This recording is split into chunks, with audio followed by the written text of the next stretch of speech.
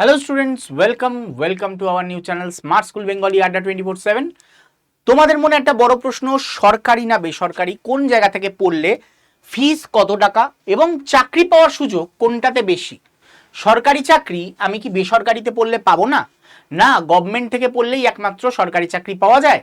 মনের সব উত্তর নিয়ে চলে এসেছি। কোনটা বেটার হবে, গভর্নমেন্ট থেকে পড়া না প্রাইভেট থেকে পড়া? তো চলো শুরু করা যাক আজকের এই ভিডিও। এই ভিডিওর প্রথম পয়েন্টেই আমি যেটা বলবো, পড়াশোনার খরচ। পড়াশোনার খরচ যদি আমরা দেখি, সরকারিতে খরচ অত্যন্ত নগণ্য হয়ে থাকে, কিন্তু বেসরকারির কোর্স ফি প্রায় কিন্তু 6 থেকে 7 লাখ টাকা অবধি হয়ে থাকে। এর সাথে থাকা খাওয়ার খরচ কিন্তু আলাদা। মোটমাট যদি আমি ধরে চলি 5 থেকে 6 লাখ টাকা, ধরলাম 5 লাখ টাকা তোমার পড়াশোনার খরচ। এবং যদি এই হোস্টেলগুলোতে থাকা খাওয়ার খরচ দেখি প্রাইভেটে, তাহলে মোটামুটি পার ইয়ার 1.2 লাখ করে খরচ লেগে যায়। তাহলে 3 বছরে আরও 3.6 লাখ, যদি আমি জিএনএম পড়ি 3.6 লাখ মোর আমার খরচ হবে। 3.6 লাখ মোর, তার মানে মোট খরচ 8.6 লাখে গিয়ে দাঁড়ায়। ওকে, তো মোটামুটি 8.5 লাখ টাকা খরচ করলে তোমার কিন্তু এই প্রাইভেট ডিগ্রিটা আসছে। এবার এইখানে চলে আসে কি তোমার লোন। স্যার লোন নিলে, এডুকেশন লোন নিলে আমার কিরকম কি পড়বে? তো মোটামুটি তুমি যদি এই অ্যামাউন্টটার, তোমাকে 20% পে করতে হবে। তো 20% মোটামুটি কিন্তু একটা বড় অ্যামাউন্ট, 1.6 ল্যাক্সের কাছাকাছি কিন্তু পড়ে যাবে, 6-7 ল্যাক্স। তো যাই হোক, সেটা তোমার নিজের পকেট থেকে দিতে হবে, কিন্তু ভেঙে ভেঙে একবারে দিতে হচ্ছে না, সেটা একটা লাভ। যাই হোক, তোমার আমি যদি ধরে নিই এই 8.6 লাখের মধ্যে তুমি 7 লাখ টাকা লোন নিলে, স্যার এই লোনের অ্যামাউন্ট কত আমাকে শোধ করতে হবে? তো মোটামুটি ধরে নাও তুমি যতদিনে শোধ করবে ততদিনে এই 7 লাখ বেড়ে 14 লাখ হয়ে যাবে। এই 14 লাখ অ্যামাউন্টটা তুমি শোধ করবে। 14 লাখ অ্যামাউন্ট তোমায় শোধ করতে হবে। এবং তোমার যদি ধরি সরকারি চাকরি হলো, গভর্নমেন্ট জব হলো, তাহলে তোমার মোটামুটি কত টাকা রোজগার হতে পারে? খুব বেশি হলে তোমার 4.5 লাখ টাকা করে তোমার পার ইয়ার রোজগার হতে পারে। 4.5 লাখ। এবার এই 4.5 লাখ টাকা যদি পার ইয়ার রোজগার হয়, তোমার মোটামুটি 3.5 ইয়ার্স মতন লেগে যাবে তোমার খালি এই লোনের টাকা শোধ করতে, যদি তুমি পুরো টাকাটা পে করে দাও। মানে বোঝার চেষ্টা করবে কি বলতে চাইছি। তুমি হাতে একটাও টাকা রাখলে না, মানে তোমার 3.5 বছর ধরে তোমার রোজগার যদি শূন্য থাকে, তাহলে গিয়ে তুমি এই টাকা শোধ করতে পারছো। এটা হচ্ছে প্রাইভেটের নেগেটিভ দিক। লোন নিয়ে পড়ার হলে আমি বলবো প্রাইভেটে নার্সিং পড়ার মানে হয় না। তুমি এর থেকে বেটার ইঞ্জিনিয়ারিং পড়তে পারো, কারণ তুমি এখানে ধরো প্রাইভেট জব হলো, প্রাইভেটে খুব বেশি হলে 15,000 টাকা তোমায় স্যালারি দেবে। 15,000 টাকা, 15K। এই 15K স্যালারি হলে তোমার কতদিন লাগবে বলো তো তোমার পুরো টাকা শোধ করতে? 1,80,000 করে তোমার ইনকাম হবে। মোটামুটি 8 বছর তুমি যদি কোনো টাকা খরচ না করো, 8 ইয়ার্স, তারপরে গিয়ে তোমার টাকা শোধ হয়। কোনো টাকা পয়সা খরচ না করে তুমি যদি টাকার লোন শোধ করতে থাকো, তাহলে 8 বছরের মাথায় গিয়ে শোধ হয়। মানে বুঝতে পারছো যে মেন প্রবলেম হচ্ছে তুমি যদি এত টাকা লোন নাও তোমার বিপদ অনিবার্য। তো এই কারণে লোন নিয়ে পড়ার হলে তাহলে কিন্তু প্রাইভেটে পড়ার মানে দাঁড়ায় না। তো চেষ্টা করবে সরকারি থেকে পড়ার সেই ক্ষেত্রে। ঠিক আছে, এবার সরকারিরও খরচ কত সেটাও একবার দেখে নিই। আমরা দেখতে পাবো এএনএম জিএনএম এর এক্সাম ফিজ অ্যান্ড অল সব কিছু দিয়ে এএনএম এ খরচ পড়ে হচ্ছে 2,560 টাকা মাত্র।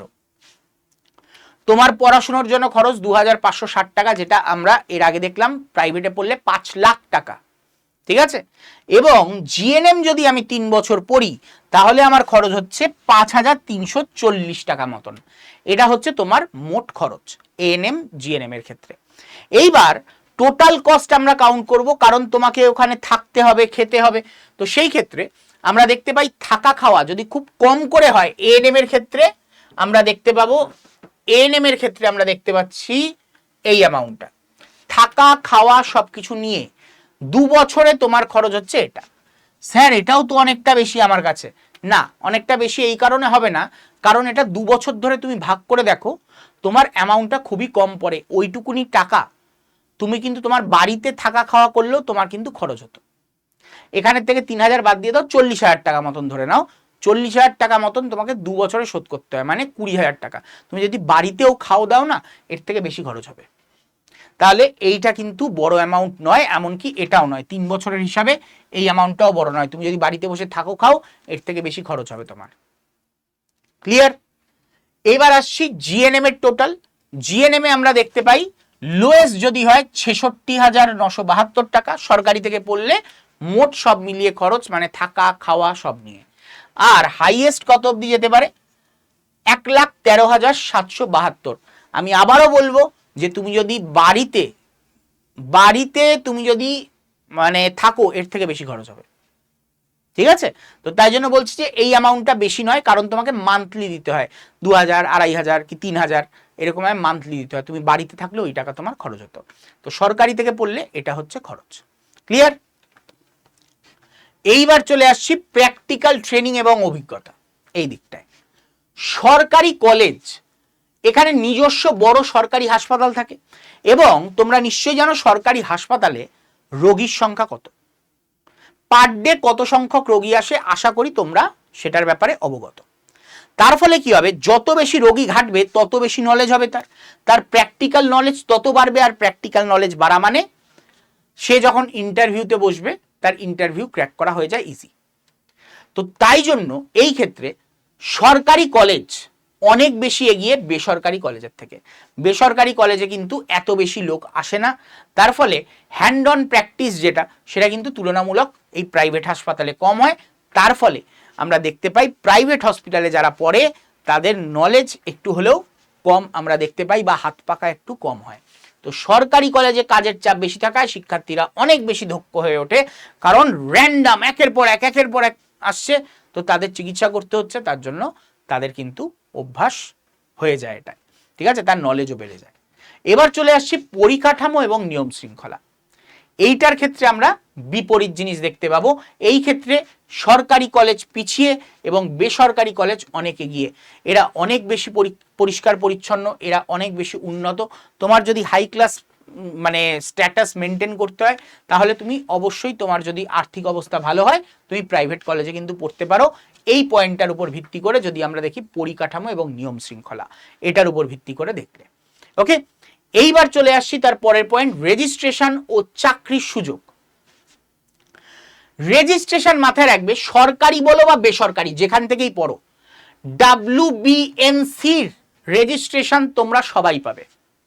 তার মানে যে টাকা দিয়ে বেসরকারিতে ভর্তি হয়েছে সেও পাবে, যে পরীক্ষা দিয়ে সরকারিতে ভর্তি হয়েছে সেও পাবে। তো দুজনেরই রেজিস্ট্রেশন পাবে এবং দুজনেরই রেজিস্ট্রেশনের ভ্যালু সেম।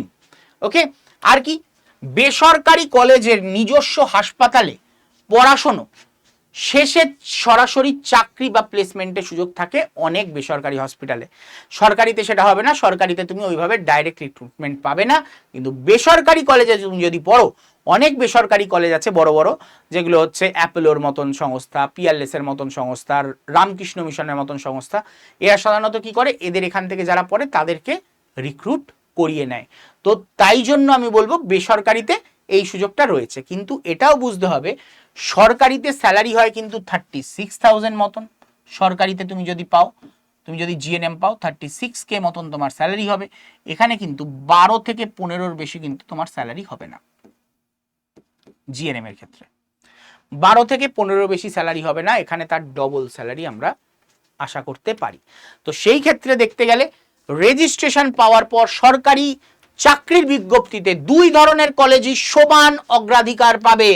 তো এমন নয় যে আমি সরকারি থেকে পড়েছি বলে আমার মানে আমি চাকরি পাবো, যে বেসরকারি থেকে পড়েছে সে পাবে না।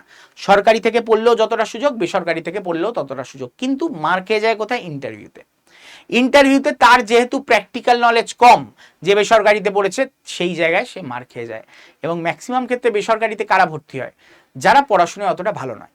তো তাই জন্য সেই ক্ষেত্রে দেখতে পাওয়া যায় যে বেসরকারিতে পড়ার জন্য সে চাকরি পাচ্ছে না। আসলে বেসরকারিতে পড়ার জন্য পায়নি না, তার সিরিয়াসনেস কম। সে মানে যখন এএনএম এর এন্ট্রান্স পরীক্ষা হয়েছে তখনও সিরিয়াস ছিল না, কারণ তার নেচারটাই সিরিয়াস হওয়ার নয়, তাই জন্য এই পড়াশোনার ক্ষেত্রেও তার এই সিরিয়াসনেসের অভাব দেখা যায় এবং এই প্রবলেমটা আমরা দেখতে পাবো। এবার চলে আসি সিদ্ধান্ত গ্রহণ। কি বলছে সিদ্ধান্ত গ্রহণে? কেন সরকারি কলেজ? এই যে কেন সরকারি কলেজের পিছনে আরেকটা পয়েন্ট আমি এখানে অ্যাড করব। যারা ভাবে যে আমি ইংলিশে দুর্বল, তারা কিন্তু বেসরকারিতে গেলে বিপদে পড়বে, কারণ বেসরকারিতে জিএনএম আমরা যদি দেখি, জিএনএম কিন্তু ইংলিশেই পড়ানো হয়। তো বেসরকারি কলেজে জিএনএমই পড়ানো হয়, তো জিএনএম কিন্তু ইংলিশেই তোমায় পড়তে হবে, কোনো অন্য অপশান নেই। এএনএম এর ক্ষেত্রে তুমি যদি এএনএম পাও সরকারি কলেজেই পাবে, এবং এএনএম বাংলায় পড়ার কিন্তু সুযোগ রয়েছে, এটা একটা। দ্বিতীয় যেটা, কেন সরকারি কলেজ? যদি আপনি কম খরচে এবং কঠোর পরিশ্রমের মাধ্যমে দক্ষ নার্স হতে চান, সরকারি কলেজে কিন্তু খাটনি অনেক বেশি, কারণ অনেক বেশি পেশেন্ট হ্যান্ডেল করতে হয়।